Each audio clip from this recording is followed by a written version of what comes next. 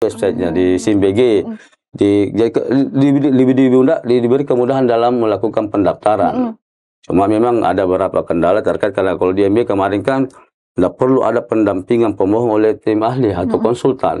Kalau di PBG memang pemohon itu harus didampingi oleh tim perencana berupa konsultan, baik dari sisi arsitektur, struktur maupun EP. Ini yang jadi kendala memang jadi yang perlu kami selesaikan ke masyarakat terkait masalah perubahan IMB dari ke PBG.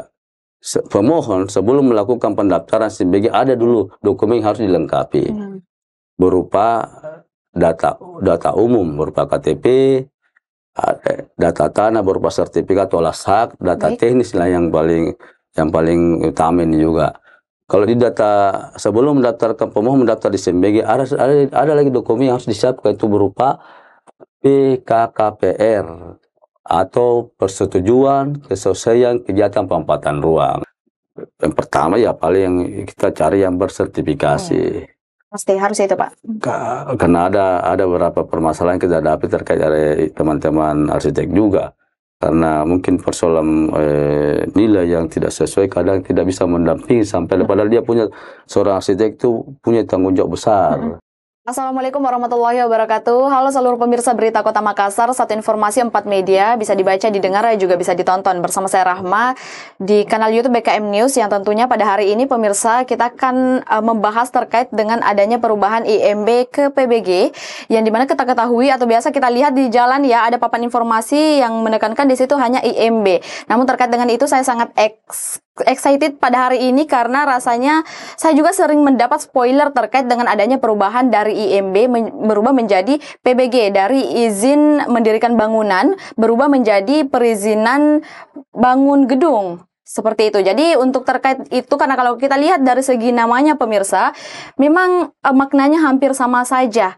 Tapi saya yakin bahwa adanya perubahan ini pasti ada perbedaan yang betul-betul ditekankan pada adanya perubahan ini karena tidak akan diubah kalau maknanya sama saja. Oleh karena itu saya sudah mengundang Bapak Syarifuddin Sijaya selaku Kepala Bidang Tata Bangunan yang pada hari ini akan memberitahukan kepada kita semua, menginformasikan terkait dengan apa perbedaan dari IMB ke PBG. Assalamualaikum Bapak. Waalaikumsalam, Rahma. Apa kabar Pak? Alhamdulillah baik saja. Alhamdulillah, Masya Allah ya Pak. Terpancar sehatnya ya Pak? Alhamdulillah.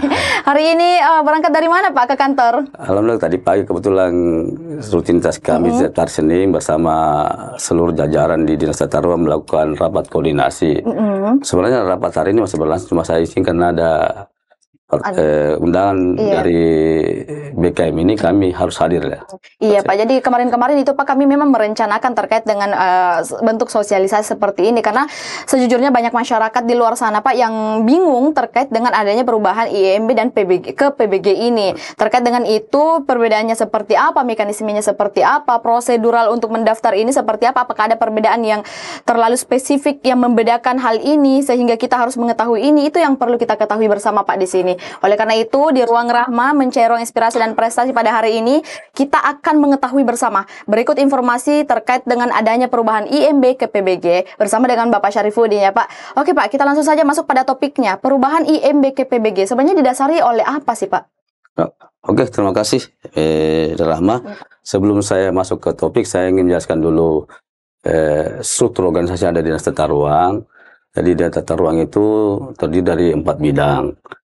Sesuai dengan Perwali 61 tahun 2023. Ada bidang tata ruang itu sendiri, ada bidang pembuatan ruang, ada bidang pengendalian dan pemanfaatan ruang dan bangunan, serta ada bidang tata bangunan. Kebetulan di bidang tata bangunan ini saya kepala bidangnya yang membawahi masalah terkait pelayanan dasar masyarakat terkait masalah dulu yang dulu dikenal IMB ya. Sekarang namanya PBG. Dan SLAB juga. Ada sekarang namanya SLAB juga, sertifikat layak fungsi bangunan gedung. Selain daripada persetujuan bangunan gedung atau PBG, ada juga sertifikat layak fungsi bangunan gedung. Jadi sekarang itu semua bangunan-bangunan gedung akan kita sertifikatkan berdasarkan kajian kami bersama teman-teman dari tim profesional. Terkait perubahan dari IMB ke PBG, ini yang perlu kami jelaskan kepada masyarakat. Kalau IMB dulu sifatnya hanya berupa izin kalau kita melaksanakan pembangunan. kalau di PBG ini memang yang diharapkan oleh pemerintah dalam hal ini, selain mendapatkan izin dalam membangun, juga mendapatkan standar teknis yang diharapkan oleh Permen PUPR serta PP 16 tahun 2021. Semua dikaji sedih.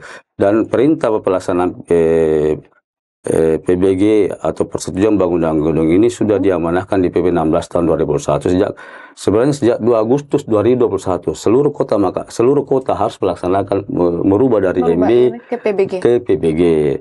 Itulah sedikit perbedaan. Jadi kalau di MB hanya berupa izin untuk melakukan pembangunan, kalau di PBG betul dikaji secara teknis.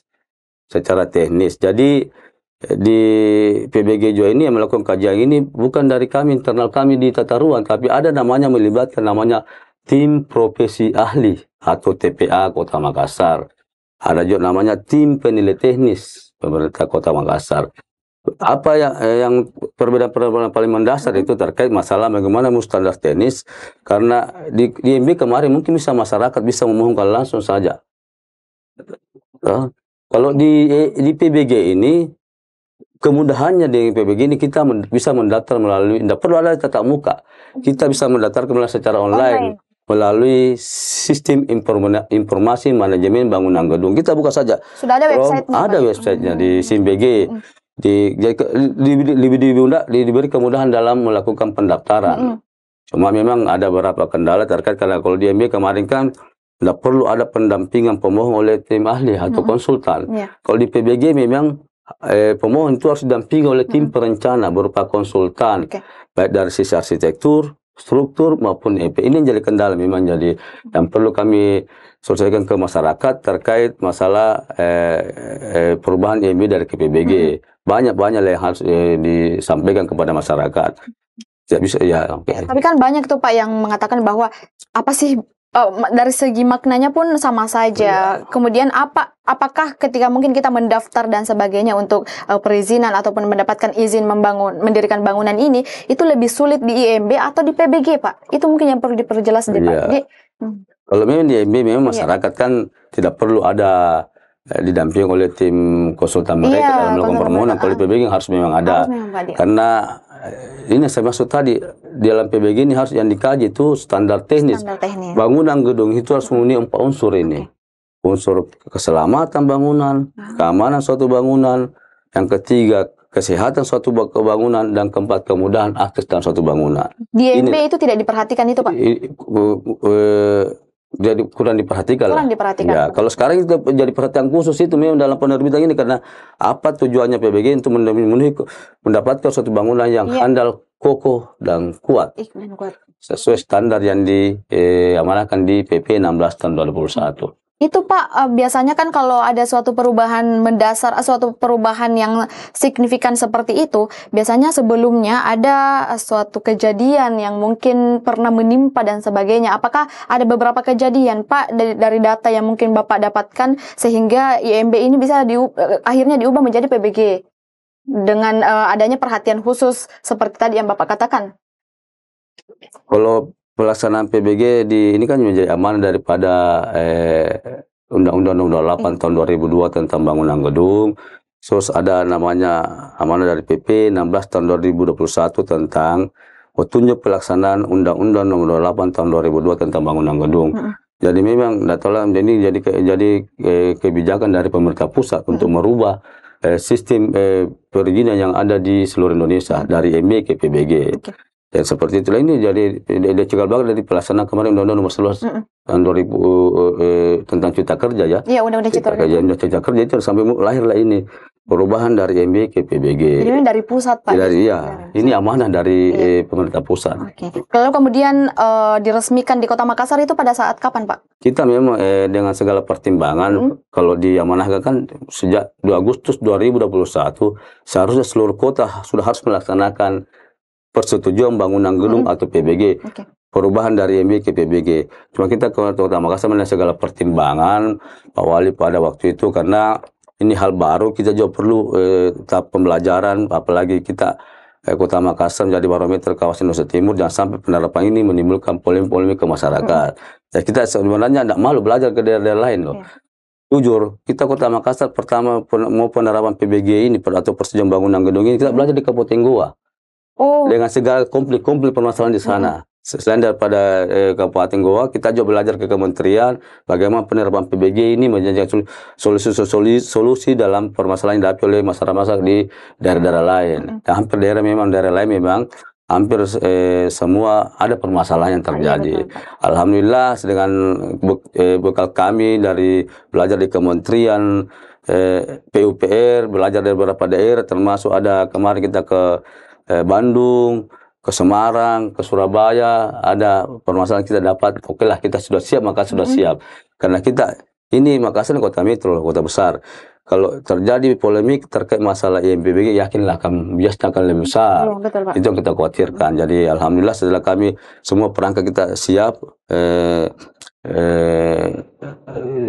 SDM juga kami sudah siap, kami minta di launching oleh PBG. Sejak bulan Maret 2023 kami launching PBG. 2023. Iya. Baik. Ya, kalau dilihat memang Pak, kesiapan adanya peresmian ini di Kota Makassar saya rasa sudah siap ya Pak. Ya, karena ini dari tahun 2023. Lalu kemudian sekarang barulah gencar-gencarnya untuk disosialisasikan kepada masyarakat Kota Makassar. Namun terkait bicara tentang kesiapannya Pak, bagaimana kalau dari pihak Kota Makassar sendiri Pak? Bagaimana kesiapan daerah dalam mengimplementasikan sistem PBG ini, Pak? Untuk daerah Kota Makassar. Iya, Kota Makassar, Pak. Kalau Kota Makassar, jujur kemarin kan sudah saya sampaikan bahwa kami memang sudah siap segala-galanya, termasuk dengan kesiapan daripada tim. Ada juga namanya tim eksternal yang harus dilibatkan, tim profesi ahli. Kita Makassar namanya karena beda lah daerah-daerah kabupaten lain yang ada di Sulawesi Selatan ini. Makassar itu kalau bisa dirata-ratakan 20 sampai 25 satu hari permohonan. Besar dibanding daerah lain. Jadi kita menyiapkan memang kalau untuk saat ini 12 tim profesi ahli. Jadi kita bagi dalam 3 pokja. 4 pokja sekarang karena jadi di pokja itu masing-masing ada tim ahli arsitek, tim ahli struktur dan tim ahli MEP. Ini 4 pokja, jadi yang melakukan kajian mereka lah tim profesi ahli ini.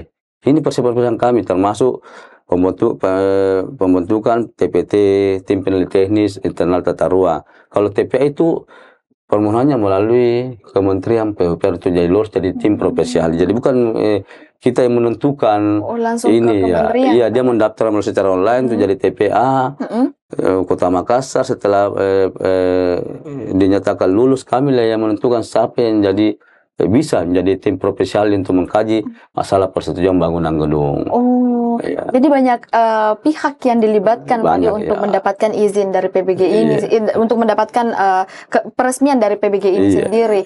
Oke, berarti karena ini cakupannya lebih spesifik, lebih banyak lagi, akhirnya saya mengatakan Pak, mungkin akan banyak terjadi kontroversi. Pak, dengan adanya pemberlakuan terkait dengan PBG ini sendiri. Apakah sudah mendapatkan itu Pak dari beberapa pendaftar kemarin? Memang ada beberapa kendala dalam pelaksanaan hal yang baru, kan pasti kita tidak lepas dari sorotan masyarakat, keluhan masyarakat. Kita silahkan menurut kami, kami buka diri loh disoroti karena memang mindset masyarakat terhadap perubahan dari MB ke PBG ini memang jauh perbedaan antara MB PBG, termasuk standar teknis yang diharapkan oleh PBG ini. Kalau kemarin kan mungkin waktu permohonan MB hanya berupa gambar, denah, tampak, potongan. Kalau sekarang di PBG ini semua harus terukur, secara arsitekturnya, secara strukturnya, dan secara mechanical, electrical, plumbing, MEP atau MEP. Ini yang jadi kendala-kendala masyarakat kasihan. Ya, kita apalagi sekarang kan masyarakat dalam permohonan PBG harus didampingi oleh tim ahli juga mereka, namanya konsultan. Dalam melakukan permohonan, konsultan melakukan perencanaan. Di EMB kemarin tidak ada Pak yang seperti tidak perlu didampingi oleh tim konsultan. Kalau sekarang di dalam PBG ini harus didampingi oleh konsultan. Konsultan sesuai dengan keahliannya juga yang bersertifikasi. Biarpun dia seorang konsultan, seorang tenaga arsitek, dia bersertifikasi, tidak boleh juga. Karena yang bersertifikasi yang boleh melakukan perencanaan terkait permohonan PBG yang dilakukan oleh masyarakat pemohon, seperti itu. Oh, jadi tidak sembarang orang juga, Pak. Dia Iya. artinya tidak bisa manipulasi. Iya, enggak boleh juga seperti itu. Karena gambarnya kan kalau dalam kajian biasa kita lakukan kajian nampaklah orang yang punya sertifikasi dan belum. Karena dia juga melakukan dalam pengajian itu tim konsultan ini lakukan pemaparan terkait rencana yang dilakukan oleh pemohon. Dia yang mempertanggungjawabkan itu. Bertanggung jawab ke tim profesi ahli. Oke, yang bertugas untuk melihat terkait dengan tersertifikasinya konsultan ini, Pak, itu dari bidang tata bangunan atau?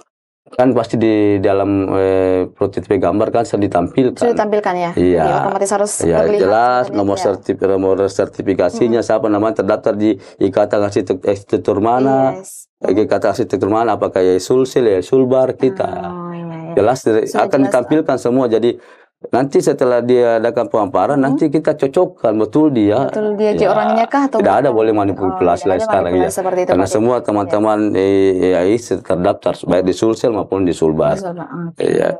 Nah, ini kan lebih banyak lagi, Pak, terkait dengan pendaftarannya juga sudah online ya, secara online pendaftarannya. Itu mungkin bisa dijelaskan secara runut, Pak, terkait dengan proses atau prosedur pendaftarannya seperti apa, Pak? Silakan. Terima kasih. Ini sebenarnya yang pertanyaan kami sangat harapkan dari Rahma. Kenapa? Memang ada standar teknis yang kami mungkin sampaikan dalam permohonan SIMBG, karena pemohon sebelum melakukan pendaftaran SIMBG ada dulu dokumen yang harus dilengkapi berupa data umum berupa KTP, data tanah berupa sertifikat olah hak, data teknis lah yang paling utama ini juga. Kalau di data sebelum mendaftarkan pemohon mendaftar di SIMBG ada lagi dokumen yang harus disiapkan, itu berupa PKKPR atau persetujuan keselesaian kegiatan pemanfaatan ruang. Ini yang dilengkapi dulu, dimohonkan oleh disiapkan dulu oleh pemohon, masyarakat pemohon. Kalau sekarang yang jadi kendala memang di permohonan ini khususnya pemohon untuk rumah tinggal. Ini jadi kendala karena PKKPR-nya belum bisa dimohonkan secara online. Jadi sedangkan itu yang dibutuhkan di SIM. Iya, untuk mendaftar di SIMBG harus ada ini dulu, PKKPR dulu. Karena namanya seperti tujuannya PKKPR. Seandainya Ibu Rahma bermohon untuk bangunan ruko, ternyata di Perda nomor 7 tahun 2000 tentang rencana tata ruang wilayah bukan peruntukan itu. Berarti kami menolak itu. Karena harus ada kesesuaian. Tidak boleh kita bermohon rumah tinggal di daerah seperti ini, tidak boleh. Semua jalan bisa dibangun sesuai dengan keinginan pemohon. Kita harus mengkaji dulu apakah bisa di daerah situ, apakah bisa membangun mall di daerah situ. Itu tidak boleh, itu gunanya PKKPR. Jadi sebelum masyarakat bermohon di SIMBG harus ada melengkapi itu dulu. Persetujuan kesesuaian kegiatan pemanfaatan ruang atau PKKPR. Tapi PKKPR ini di MB sudah berlaku toh, Pak? Sudah. Kalau dulu di MB istilahnya KRK. KRK istilahnya. Iya, kesesuaian rencana kota. Keterangan rencana kota. Tapi fungsinya sama. Sama. Tujuannya sama, cuma namanya berubah. Kenapa Makassar masih menggunakan PKKPR? Sebenarnya di SOP kami KKPR. KKPR. Karena Makassar belum sementara proses pembuatan rencana detail tata ruang, jadi kita masih namanya persetujuan kesesuaian kegiatan pemanfaatan ruang atau PKKPR. Jadi saya jelaskan itu kalau PKKPR untuk rumah, bangunan fungsi usaha bisa bermohon PKKPR secara online melalui online single submission atau SS. Untuk usaha. Untuk fungsi usaha, bangunan yang dimohonkan untuk fungsi usaha atau lainnya. Apa websitenya tadi, Pak? Online single submission OSS. OSS, oke. Ya, itu dia bisa mohonkan melalui PKKPR melalui sistem itu SS. Akan muncul dari situ PKKPR. Ada INB, ada NIB-nya, atau dulu namanya surat izin tempat usaha, akan muncul juga surat pernyataan kesanggupan pengelolaan lingkungan. Tapi untuk secara detail terkait bagaimana GSP yang akan dikeluarkan di lokasi itu, kita pemerintah kota buat lagi namanya surat advice planning kesesuaian ruang dengan yang dimohonkan. Setelah lengkap itu baru kita bisa mohonkan di SIMBG. Data ini yang disiapkan dulu. Bermula di SIMBG. Setelah data dianggap di SIMBG, dilengkapi semua baik data umum, data tanah maupun data teknis. Setelah operator menyatakan lengkap, baru ada proses namanya lagi kajian atau kita sedang PBG. Inilah dilakukan yang dikaji oleh namanya tim profesi ahli, kajian dokumen baik secara administrasi maupun teknis. Disinilah teman-teman dari tim profesi ahli Kota Makassar melakukan kajian terkait permohonan masyarakat. Seperti itu. Selanjutnya kan lengkap, dinyatakan tidak ada yang dinyatakan lengkap dan sesuai dengan standar teknis, diharapkan keluarlah rekomendasi dari TPA. Dari TPA ini rekomendasi muncullah perhitungan berapa besar retribusi yang harus dibayarkan berdasarkan hasil kajian teman-teman dari TPA. Setelah dihitung berapa besarnya retribusi yang harus dibayarkan, dikembalikan akun di Kepala Dinas Tata Ruang untuk melakukan validasi. Nantilah DPTSP memerintah pembayaran ke bank, ke kas daerah. Setelah terbit pembayaran dari kas daerah, terbitlah PBG. Setelah PBG terbit, tidak berhenti di situ. Ada lagi namanya penilikan. Penilik itu staf kami, teman-teman kami di bidang tata bangunan. Kesesuaian dokumen dengan pelaksanaan kegiatan di lapangan. Kalau itu sudah sesuai, dianggap dicontoh saja. Oh, bagaimana pondasi, ke dalam pondasi berapa? Pembersihannya gunakan besi berapa? Oh, sesuai. Kalau ini nyatakan sesuai, ada kesesuaian dokumen dengan pelaksanaan pekerjaan di lapangan, akan keluar namanya lagi sertifikat layak fungsi bangunan gedung. Jadi tidak berhenti di PBG, akan disertifikat kamu. Itu sudah layak sesuai dengan standar teknis yang diharapkan. Sudah memenuhi standar keselamatan bangunan, keamanan suatu bangunan, kemudahan suatu bangunan, dan kesehatan suatu bangunan. Itu yang diharapkan. Dari PBG ini, jadi masyarakat lagi tidak ragu lagi. Rumah saya sudah bersertifikat, sudah dikaji, sudah disediakan rupa. Sudah ada penelitian, penyidikan dan sebagainya. Jangan dalam kajian penangkal petir aja kita periksa. Penangkal petir ada nggak? Bagaimana sistem sirkulasi air bersih, air kotornya? Itu mau dikaji oleh tim profesi ahli itu bidang ME. Ya. Lebih spesifik lagi Pak. Lebih spesifik dan lebih teknis lagi. Dan lebih sulit juga Pak saya rasa ini. Kesannya lebih sulit. Sulit kalau orang bukan di bidangnya, tapi kalau teman-teman dari konsultan arsitek pasti kan mudah karena dia punya profesi di situ, melakukan perencanaan bagaimana dari sisi kekuatan suatu bangunan, bagaimana penempatan jendelanya, bagaimana penempatan pintu. Seperti itu. Bagaimana sih desain ruang dalam bagaimana ruang luar. Dari segala sisi kita urusi itu Pak, sampai selesai, sampai mungkin sedangkan penggunaan material kita periksa juga karena ini ada kaitannya dengan nilai retribusi yang akan dikeluarkan nanti. Jadi bertambah pekerjaan ini Pak Di. Jadi memang digambar itu sesuai, harus dijelaskan oleh seorang konsultan sedetail mungkin. Baik penggunaan material saja. Material di ruang terbuka apa digunakan, paving kah atau apakah? Karena ada kaitannya nanti dengan retribusi yang kita keluarkan, beda nilainya.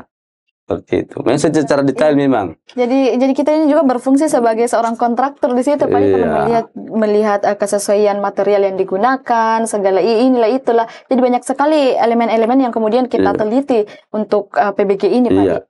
Kalau sebenarnya di SIMBG, di sistem PBG ini, kalau kami di Dinas Tata Ruang, khususnya di bidang tata bangunan, sifatnya sebagai sekretariat SIMBG. Yang melakukan kajian itu ada teman-teman kami dari tim profesi ahli. Itu kalangan eksternal dari Dinas Tata Ruang. Terdiri dari fungsional, akademisi yang kita rekrut berdasarkan hasil uji dari Kementerian PUPR dinyatakan lulus menjadi TPA. Tapi kalau kita persenkan, nggak usah mungkin kita sebut nominalnya ya Pak, persennya saja mungkin perbedaan harga dan nilainya untuk adanya perubahan IMB ke PBG ini, itu persennya ada di persen keberapa Pak? Kalau ini pertanyaan paling kami harapkan juga dari, terima kasih Mas. Jadi ini pertanyaan paling kami harapkan, kalau terkait masalah biaya yang dikeluarkan, dari segi retribusi sebenarnya, jauh lebih murah di PBG ini. Hampir 50% penurunan daripada harga IMB dulu. Cuma yang kendalanya masyarakat sampai besar biaya dikeluarkan dalam pengusaha PBG karena penggunaan jasa konsultan. Ini relatif tentatif, tidak tahu, tidak sesuai dengan hasil negosiasi mereka. Karena kita tidak pernah terlibat kalau penggunaan jasa konsultan. yang kita keluarkan biaya hitung retribusi saja. Kalau jasa konsultan antara pemohon dan pengguna jasa saja, dengan yang punya jasa konsultan. Tapi kalau dari segi PBG sendiri itu relatif murah dibanding kalau IMB berbicara kemarin. retribusi, Iya. berbicara untuk tarikan retribusi ke pemerintah daerah maupun pusat itu jauh di bawah daripada IMB. Kalau hitung saya kemarin itu kurang lebih 50% penurunannya. 50%. Iya. Kalau dipersenkan ya Pak? Iya, dipersenkan. Cuma memang menuju PBG ini yang mahal. Kan harus menggunakan jasa yang bersertifikasi. Prosesnya untuk sampai ke situ. Iya, prosesnya sampai itu sampai sekarang biasa masyarakat menghitung semua. Orang mengurus PBG sekarang besar sekali biayanya. Iya. Kalau itu yang perlu kami jelaskan bahwa sebenarnya dalam tarikan retribusi untuk pemerintah kota ini jauh lebih murah daripada IMB. Jauh lebih murah, tapi itu pasti sudah dipertimbangkan Pak bahwa akan untuk sampai ke situ banyak sekali proses yang akan mereka lalui. Inilah ada beberapa kemarin istri kami bertemu dengan teman-teman dari Ikatan Arsitek Indonesia, Asosiasi Perencana dan Arsitek atau Ardep, kita bagaimana mencarikan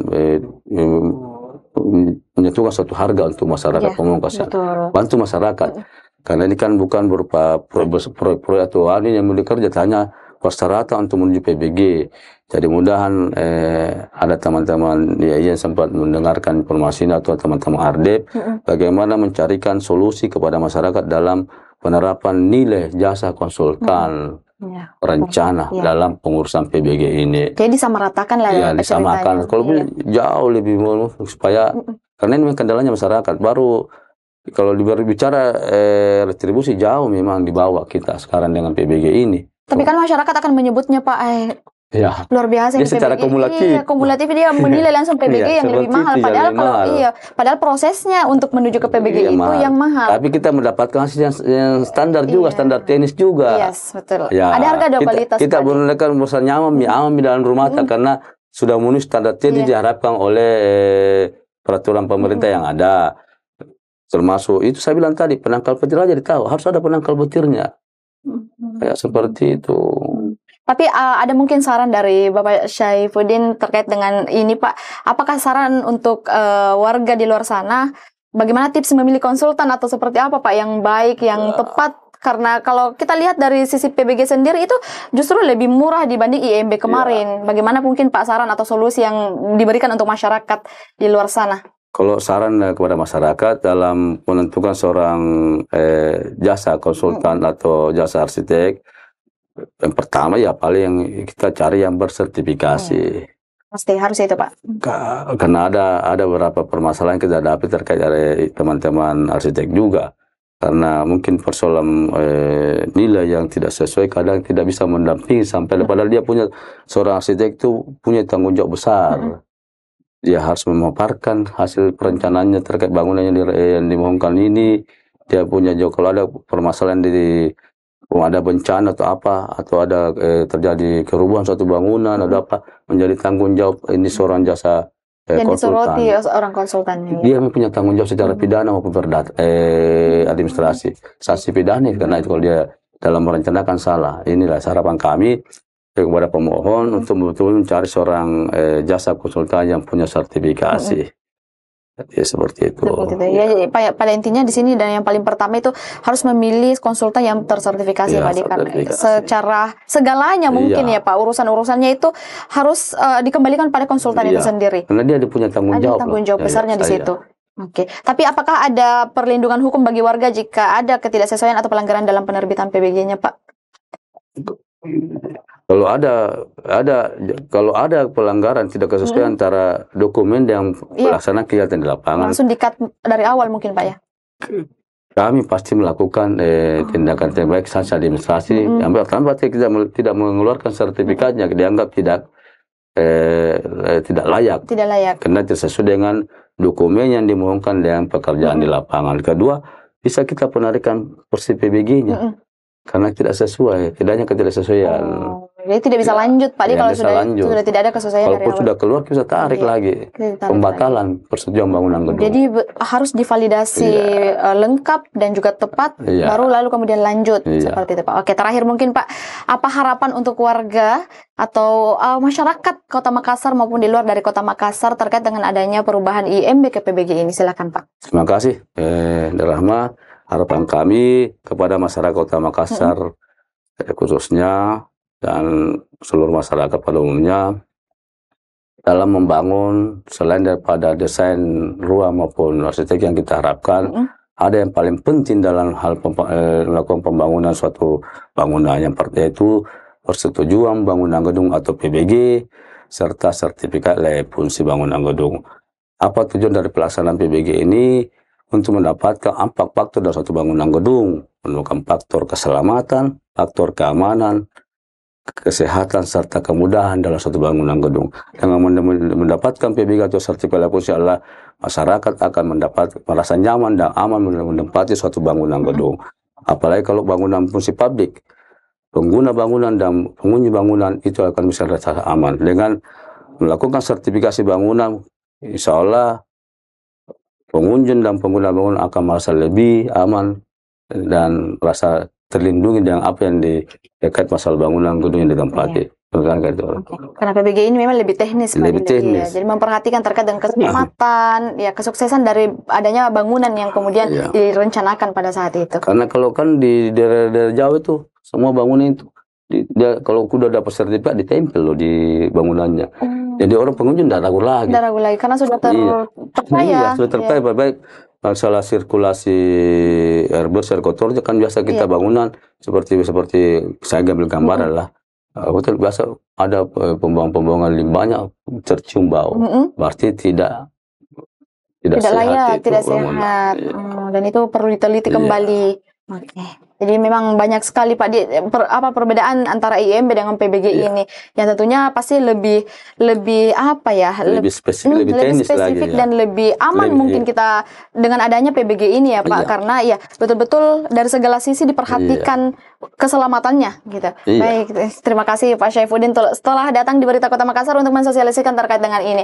Jadi warga Makassar mungkin atau pemirsa Berita Kota Makassar sudah cukup terinformasikan terkait dengan adanya prosedural baru, perubahan dari IMB ke PBG tersendiri. Apa perbedaannya itu sudah tersampaikan dengan jelas di kanal YouTube ini Pak. Dan terima kasih sekali lagi Pak sudah menyempatkan waktunya hadir di podcast kami.